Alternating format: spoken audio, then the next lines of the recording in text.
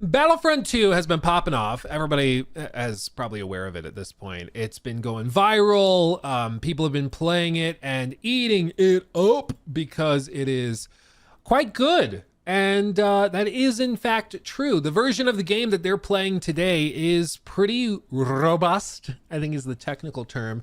Very cinematic, very crazy. This here is a clip from Jack Frags that we'll look at here in a minute with some gameplay footage as well. And it's I think reasonable to think, because the game is popping off right now, that maybe EA is going to sit up and notice it and be like, oh, maybe they're going to do a remake or a remaster or something because people are loving it so much. And here's the deal. Like, I'm meeting up Battlefront 2. I've been playing a good amount of it the last week or so because it's going viral, matchmaking times are low, and people are eating it up. But I think it's important to just keep a broader perspective, keep a broader perspective, because there's something very important to understand about Battlefront 2. And it is that this game was an absolute, unequivocal disaster when it launched. It was so bad that regulators for like gambling and stuff in Belgium started investigating EA for unlawful practices, for trying to get kids to gamble with the loot boxes and systems that were pay to win within Battlefront 2 during the beta. And then even at launch, there were some problems right before they stripped out all of the microtransactions and everything in reaction to it. Disney freaked out at them. Disney was being asked during their earnings calls and stuff about it because it was such a scandal. It was a whole thing. And people kind of forget that, and they're looking at the game now. But the Battlefront 2 that you can download and play through Game Pass right now or on Steam or whatever, that version of Battlefront 2 is not what the product was. Like, it's not what they built. It's not what they designed to be profitable as a product. What they designed was a pay-to-win monstrosity that went internationally viral, both in mainstream media and in online content, for how egregious it was. And people who are now saying, oh, well, Battlefront 2 is really good because all of that stuff's been stripped out. Now we should get Battlefront 3. The thing is, the version of Battlefront 3 you would get would be almost, it would not be the Battlefront 2 you have now. It would not be an evolution of that. In order to do this deal, they would need to do another licensing deal with Disney. Reportedly, they take anywhere from 20 to 30% cuts on the things they license. So if you wanted to do Battlefront 3, they would take 30% of every copy of every microtransaction of everything. 30%. They sell a super cool $100 deluxe version of the game. $30 of it immediately goes to the big mouse. Like, it starts to make sense why they would start to need to find other ways of monetizing and getting extra cash in. Because if this game before needed maybe 200 million to break even, if they're having to pay 30% taxes to the big mouse, all of a sudden they have to find an extra 50, 60, 70 million dollars to break even. And it gets way harder to do that when you add that to every single thing that you're doing with the game. So it'd be very, very difficult, and they'd have to find some way to do it. And it might be that the economies of the game just don't really make sense if you're dealing with just traditional monetization, like, cosmetics or battle passes and stuff. It might not work, which is why they were so aggressive in 2017 with it. Who knows? But I think that this is the sort of dangerous assumption, is that if we were to get Battlefront 3, that it would just be like a better version of the Battlefront 2 you can play right now. The Battlefront 2 you can play right now is the game in its purest form, 8 years after launch, when everything has been stripped out of it. All the crazy monetization stuff has been stripped out. All of the characters are given to you without grinding. They did that because the game was already dead, and because they, the damage was done. They needed to win people over somehow. So they stripped all that stuff out. It wasn't making money anyways. But the next game almost certainly would have a lot of that back. Probably would not have loot boxes again. That would be a mistake. But it almost certainly would have an ocean of microtransactions, of 15 different battle passes. I mean, because that's just what they would do. Let's be completely real. Let's be Let's be real. Yeah, EA gave DICE pretty much free access to do what they wanted to fix the image of the game, and they did a pretty good job. Exactly, that's what they did after the damage was done. And I do think they did a good job, and I think the game's virality right now is demonstrating that they did a good job. But I don't think that EA would all of a sudden be feeling super generous with a Battlefront 3. Especially because making a Battlefront 3 would be freakishly expensive nowadays, so it's just not that easy. The other piece of it too is people are of course playing the game a lot right now because Andor just launched, because of the relaunch of, I think, Revenge of the Sith went back into theaters. There's been a number of things that have kind of helped Star Wars. There's the Fortnite crossover event with AI Darth Vader, so a lot of kids are getting back into it. There's been a lot of things that have kind of pushed Battlefront 2 back into the spotlight, and that's happening right now. But Battlefront 3, there's no reason to believe they've been working on it. So if they were to start working on it, it would be like in the next few months. And these types of games can take 4 to 5 years to make. So you wouldn't be getting it until the PlayStation 6 anyways. And like, it's not as simple as that. But Jack Frags put together a video. They might actually make Battlefront 3 now. And it's only 10 minutes long, and I want to hear what his argument is for why they might actually do it. So let's see. Battlefront 3 might actually get made, and I'm not even kidding. So this is a comment from an ex-developer who worked on the DICE Star Wars Battlefront from 2015 and also Battlefront 2 2017 at Electronic Arts. This is a guy called Matt Helga Home, and I've checked him out on Moby Games, so it is real. Moby Games is a catalog of game developers, and he's worked on all sorts of titles here. So he posted this.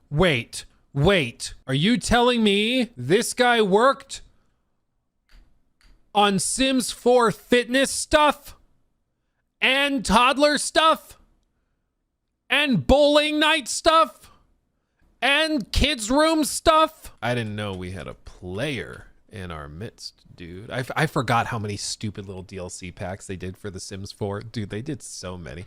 I mean, he obviously worked on some major projects and stuff with Battlefield and Star Wars stuff. But yeah, they used devs for all sorts of little things. I just forgot how many of these stupid little DLCs they did. A toddler stuff pack? It's probably $10 by itself. Like, Jesus. Here. So he posted this on Reddit in a reply to Josh Klein 15, who said, what Battlefront 2 devs said they'd come back. He said, me and having heard around my group of ex-colleagues, we want to get the gang back together. Oh, working on a Star Wars game, I'm sure, is a dream come true. I don't put much weight into this, though, because many devs, like the devs were not the problem with Battlefront 2. The devs are never the problem with these games, except in very rare instances, I guess I should say. So it's not never, but a lot of the time, the devs are not the problem. They're very talented. It's executive decisions, mismanagement, stuff like that. So just because he's like, yeah, we'd like to do a Battlefront 3, I'm sure you would. I mean, everybody would love to work on a Battlefront 3. You know, that makes sense. This doesn't indicate that it's likely to happen, though. We want to get the gang back together? Okay. So this might actually be the original Battlefront and Battlefront 2 team that were at DICE. And then another person here asked him, Pastor4788, how likely is Battlefront 3 to happen? He said, I don't expect Battlefront 3 to be announced at the end of this rally, but overall, yeah, I think there are people who are talking about it. I think they're talking about it. I do think that that's fair. Because whenever you have a game that reaches peak player counts 8 years after launch, you should pause and go, why is that happening?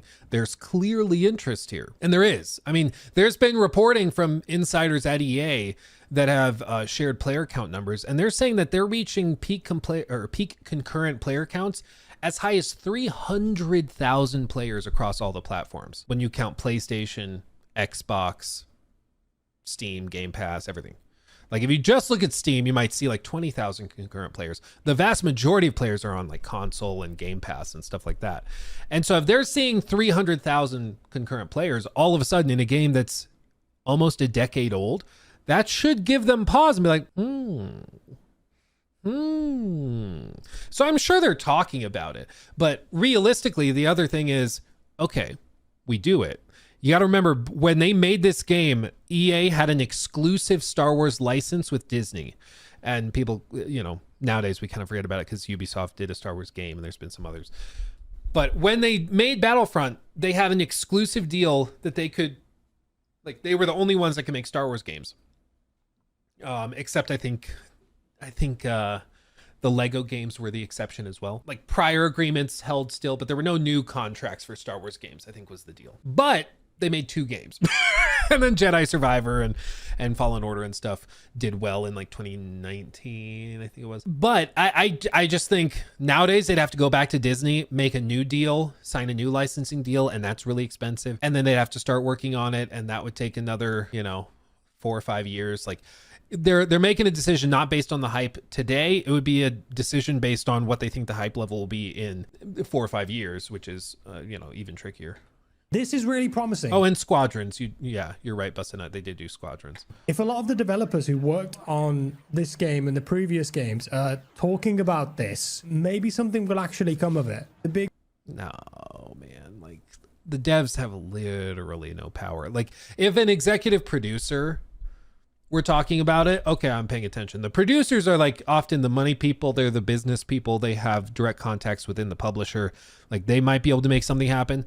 But if like a dev or a programmer is saying, yeah, we'd like to do it, unfortunately, that just doesn't mean much of anything. Big wigs at EA and other publishers, potentially, we'll get onto that a bit later, might be seeing the hype right now, seeing the views, the coverage, and going, okay, maybe there's a lot of dough to be made here if we can put out a good game. Also, today was the official Star Wars Battlefront 2 Resurgence Day, and the community were trying to beat the concurrent player count on Steam. And as of 6 p.m. UK time when I'm recording this, they've actually done it. So if we look at the all-time graph here, the peak on Steam was in January 2021 when it had 10,345. Maybe that was some kind of Steam sale or something like that. The game wasn't even originally on Steam when it came out either. That's the thing to remember is it's like, it wasn't on Steam originally. It was on like EA Access, I think is what they called it at the time. And in their own launcher or whatever. So we don't know what the day one player counts were. I don't think they ever said. Maybe they did, but I don't think they ever did. But at least on Steam, they achieved a peak, which is good. But like I said, there's been insiders from EA that have said, no, we're hitting like 300,000 on all platforms, which is crazy. Oh, Origin, you're right. It was EA Origin. It was so bad, such a bad launcher, I blocked it out of my brain. I'm just... You got to remember that a lot of people play this game on other platforms apart from Steam, right? It's on the EA Play app, which I think a lot of people probably play this on, maybe more than Steam. And of course, it's on console too. So the actual player count's bigger than this. But if we look at today, it's currently 13,415, and that is breaking the all-time peak, which is just insane. So impressive. I do expect this to go up a bit more too as we get further through the day and East Coast, West Coast America start pumping up those player numbers. So maybe it'll hit 20k on Steam. That would be incredible. Also, I thought this was really cool. So this is an old post on Twitter from Dennis Brandval, who was the former creative director of Star Wars Battlefront 2 at DICE. I've met Dennis a few times. Really nice guy, very passionate, huge Star Wars fan as well. He was part of the core team that actually continued developing Battlefront 2 when it had a skeleton crew, very small unit, and they actually kept putting content together. I think they delivered the Clone Wars stuff and even more after that. But he tweeted this in 2021. I'd not seen this before. There may or may not have been prototypes of Mustafar. That would have looked amazing on the Frostbite engine. Ventress and Ahsoka for Clone Wars drop following Scarif. So I think Scarif was the final update they did for Battlefront 2 before that was shuttered. And then I think maybe they were told to work on Battlefield stuff, and a lot of the Battlefront 2 devs quit. Yeah, Battlefront 2 is not making enough money. Get over there and work on on Battlefront 2042. That'll do well. That's way better use of resources. Makes sense. Checks out. Oh, so stupid. But maybe the other question. It may not make sense to do just to immediately greenlight and start working on a Battlefront 3 kind of as a knee-jerk reaction to all this. But it may make sense to like revisit the game and do, all these years later, do a big update or DLC drop or something. That could be more doable. That could make sense and potentially be easier to do. Because then people don't have to buy the game again. You just be like, hey, as a thank you for playing, do this. And we have exciting news to share soon. ... Something like that. Wouldn't put it past them. That could be an easy way to get some brownie points and keep interest high. They left and they made their own studio, and I think they're kind of doing their own thing now, which is cool. But wouldn't that trigger revenue going to Disney? Yeah. Yeah, if there's revenue generated. That's the other thing, is we don't know the deal they made, because the deal might have been for like launch day and then 2 years. And then after 2 years, they're not allowed to make content without Disney approval or something. We just don't know. And what I did find out, like, I went to Lightstorm Studios for the Avatar preview thing that they did for the Avatar game. And that's James Cameron's studio where they like film Avatar, like the actual soundstage where they filmed a bunch of the Avatar movies, sequences. We actually like had lunch in there in the soundstage where they filmed it. It was cool. But as part of that, the devs were on like this little panel, and they talked next to Lightstorm producers and directors and stuff. And they were framing it as like a really good thing, that, yeah, when we want to put something in the game, we have to call Lightstorm and we have to talk to them about what we want to add. And then they go back, they talk about it, debate it. We send them concept art, then they send us back notes on the concept art, and then we change stuff. We send it back and they approve it. It's like a very collaborative thing. And they're phrasing this as like a really cool collaborative thing. But the whole time I'm sitting there, I'm like, this sounds like such a freaking headache. Like, I can only imagine if you were trying to do anything and you had to get it approved by 15 different people in 3 different departments, and they are working like, with a 8 to 12 hour time difference because you're in Sweden and they're in LA. Like, I can only imagine how much of a headache that must have been. But for doing more like Star Wars stuff, I think it's probably a similar thing, where Disney and Lucasfilm and all those guys, they're very protective of Star Wars, and they're not about to let you just do whatever you want. So any content updates, I'm sure they would have to approve, and they would have to be very, very on it, That's how it is every time you work with a licensor at every studio I've worked. Yeah, dude, I've not like worked in a game studio like this, but I've done like videos or like sponsored videos and stuff where you have to send it off for approvals and stuff, and it goes through 15 layers of approvals. And we showed it to our manager, and our manager thought maybe you could change the font on the text that's on screen for 30 seconds or for 5 seconds. Can you change the font to this one? We just think this would look better. Like, it just is such a headache sometimes. But I can only imagine what it's like trying to make a video game, like every little thing. It seems like they were planning even more content. We just didn't get it, sadly. However, now with all this hype for Battlefront 2, everyone's playing it again. The press are talking about it. Content creators are making videos about it. People are really enjoying it. Ex-developers are getting together. They're having chats, having coffees. You never know. It might happen. I don't think it's actively in development unless there's a secret studio somewhere making it. But yeah, I mean, it's not. If it were, I mean, we would know about it. Imagine that scoop. Literally, like, whenever you're talking about something super secret like that happening, you have to remember what is actually being alleged. In order for a secret game like Battlefront 3 to be in the works, like hundreds, if not thousands of people at Disney would know about it. Lucasfilm, Disney executives, marketing people, they would all know about it. Finance people would know about it. And then within EA, marketing people, finance people, accounting people, they would all know about it. And then the developers, like, you're talking about thousands of people that would all know about it and would have to keep their mouth shut, which is unlikely. Just takes one person emailing Tom Henderson for the story to break. It does not take much, or posting anonymously on 4chan. And there's been nothing like that. perhaps some of the old guys who worked on the DICE version of Battlefront 1 and 2 could potentially pitch this, because as far as I know, please correct me if I'm wrong, originally, EA signed a 10-year exclusive deal for Star Wars games. That expired a few years back, and since then, I seem to recall that Disney said, anyone can make Star Wars games now. If you've got a good idea, pitch it to them, and if we like it, you can do it. Yeah, but it's not a generous thing. They're like, pitch it to us, and we'll take 30% and do none of the work. So, yes, it's true. You can pitch it. But there is a point at which this, like, the economies of scale don't really click together. If your game takes $300 million to put together, and like Disney's going to take 50% or 30% of everything you do, you have to move a lot of copies to break even. And I'm sure right now they're running those numbers and seeing what's realistic, what can we actually pull off. And maybe it does make sense and they'll announce something soon, but you just never know. Might be pulling that information out of thin air, but for some reason that's in my... Okay, I'll keep eating the donut. Jesus, you guys are like, it's gonna go stale. We're gonna get Battlefront 3 before Luke finishes his donut.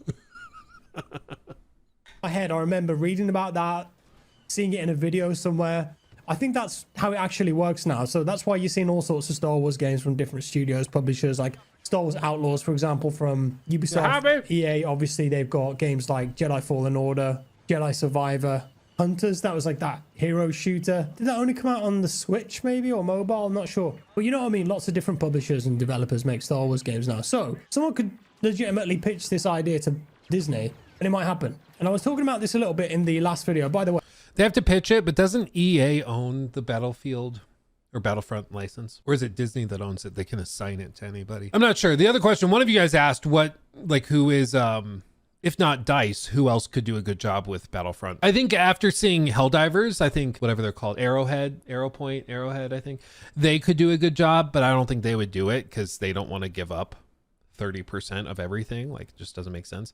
So I just think it's got to be DICE. I think you let DICE do it. They showed, like with Battlefront 2, they can do it if they're allowed to do it. It's just when they're forced to make a pay-to-win game that things go bad. Embark could probably pull it off, but I think they've got their hands full. They'd have to like double in size. Wait, thank you so much for the support on that video. We had 28,000 likes on that video and it's like 700,000 views, which is just ridiculous. Appreciate that. And apparently people really enjoyed watching me come back and play Battlefront 2 again. So I'm definitely going to be doing more. And we did mention, if somebody was to make this game, who would it be? I mean, well, as we can see, clearly it could be the original team if they get the band back. I don't know what they're doing. You know, obviously they're working on other games and other projects. They've moved on maybe, but it could come back now. A lot of people said Embark. Embark's really interesting because Embark made the finals and they're bringing Arc Raiders out. Arc Raiders is the bee's knees. I played the hell out of this game a couple weeks ago when they had a tech test and it absolutely blew my expectations away. I was expecting it to be good. I wasn't expected to be so addicted to it. And actually, some of the old Battlefront and Battlefront 2 developers left DICE, like I mentioned, and went to Embark and worked on this game. So yeah, because they're both in Sweden, right? I think Embark is also in Sweden. I think they're both in Sweden. Correct me if I'm wrong. I think so. Tyler Durden, thank you for the 10. I've always wanted a 40K Battlefront style game. One day. Horus Heresy setting is right there. Yeah, dude, for real. That would actually be really cool. And maybe after the success of Space Marine 2, maybe you do get it. I mean, you never know. I think that showed there was interest in the IP and in like the content that they could do it. It just has to be done right. And so you never know. There might be gears turning in the background. You never know. I think it could work. Maybe the next Space Marine is going to basically be that. It's possible. That's why it kind of feels a bit like Battlefront 2 at times. And they've just absolutely nailed that third-person combat, in my opinion. So maybe Embark could be the studio to have a proper crack at developing Battlefront 3. Get in the room with the right people, pitch the idea. They can clearly deliver quality, even though they're a new studio. They've got so much talent there, experience from across the years. Unreal Engine 5, like Arc Raiders. Imagine how good that could be. A full-on next-gen game, 64 players. Just go bananas with it. So Embark Studios could be an option. I don't even know if they've got the number of employees to make something like that. But no, I mean, because I think they're at capacity with Arc Raiders right now and the finals. So they would have to like double in size, which they could do. But it's like, you know, that's a whole other thing, because you have to remember that means a lot of onboarding costs. They probably need another office or to get a bigger office. You know, there's just so many cascading things to consider. But hey, I think they have the talent to do it. I also thought maybe Arrowhead Game Studios. Yeah. They made Helldivers 2. And Helldivers 2, it does feel a bit Star Warsy and Battlefront-y.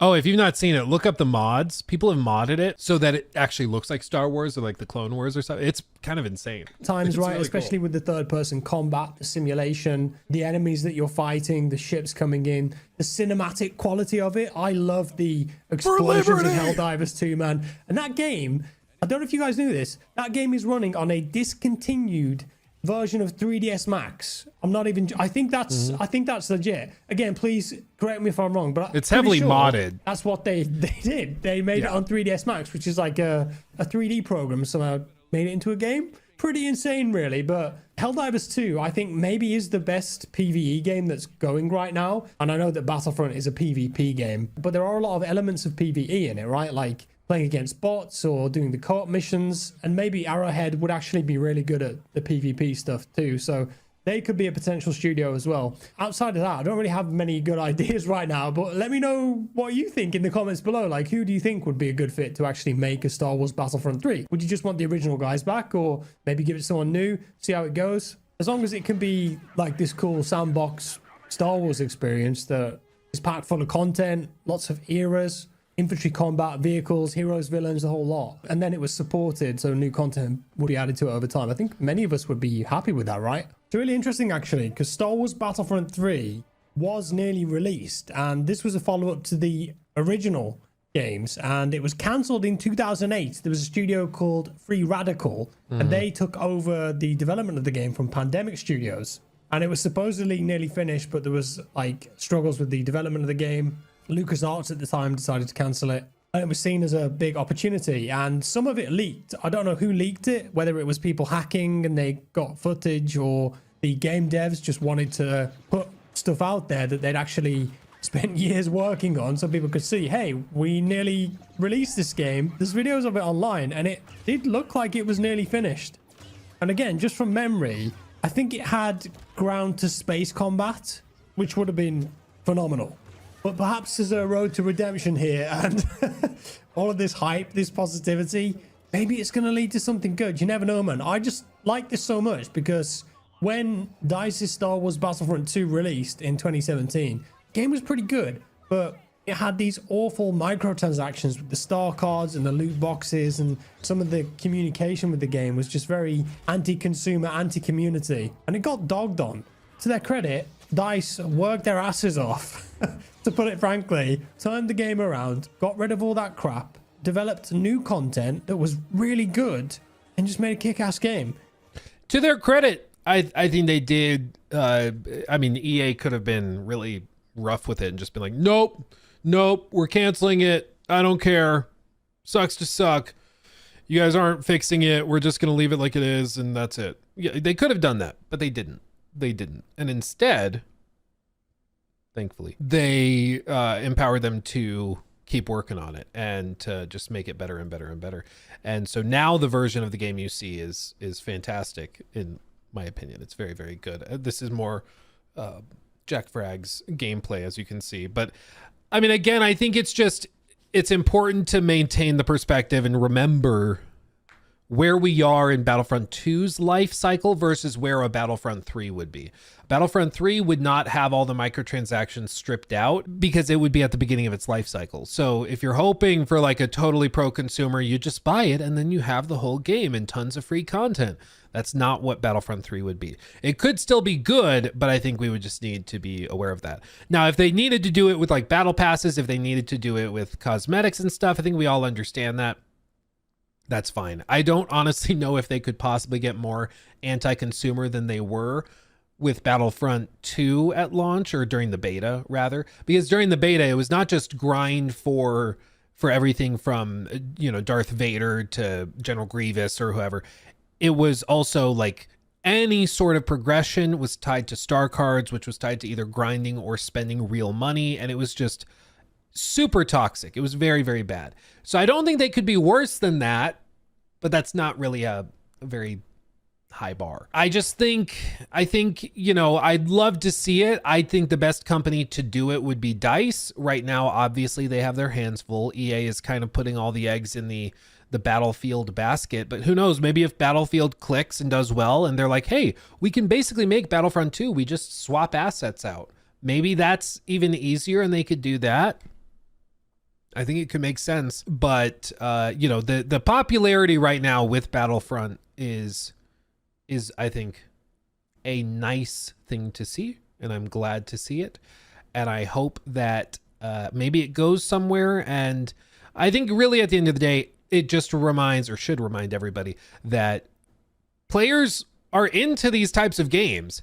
You just have to make them solid, not pay to win, and not crush them with anti-consumer practices trying to milk players for all they're worth. if you just don't do those things, your game, if it's good, will stand on its own. But it I think is, or should be, a reminder that bad monetization and greed can ruin an otherwise really good game.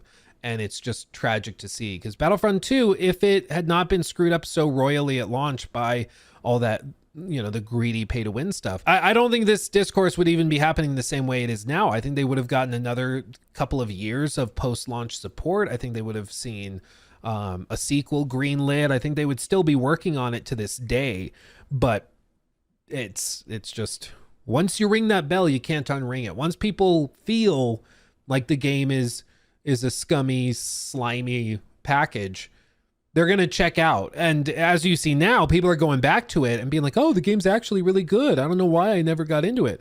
But it's because at the time it was a disaster. So it's good to see it doing well. I hope somebody pitches something and it makes business sense without having to be pay to win.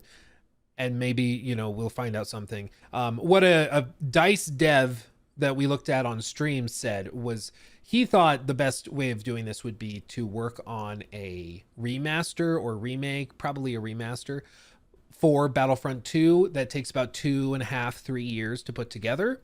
And he's like, we just fix up the game, we fix some of the progression stuff, we upgrade it for next gen consoles, launch it in 2027, 2028 on next gen consoles. And then if that does well, we start work on Battlefront 2. And I think that's actually a pretty good idea. I think if you do it that way, that could go well. Maybe even a cross-generational thing, but you optimize Battlefront 2, relaunch it on PS5, Xbox Series consoles, and whatever is next. There's a way to do that. That could work well. Cam41, have Cloud Imperium do it. God knows they're not finishing Star Citizen. Oh, golly. Yeah, oh, man. Dude, I'm sorry. I love the idea of an Ewok flinging rocks at the Emperor. That's just funny to me. It's just such a stupid thing to see. Just like, hey, you, screw you, man. Oh, anyway. We'll see what happens. Dennis is already talking to a film director about Battlefront 3. I don't know what any of that means. Who is Dennis? And why would they talk to a film director about a video game? That whole message confused the crap out of me. I'm sorry. He was that dev that Jack was talking about. Oh, okay. Well, why does he need to talk to a film director? A movie game? What do you, okay. He's making a movie game. Oh, okay. He took my thing.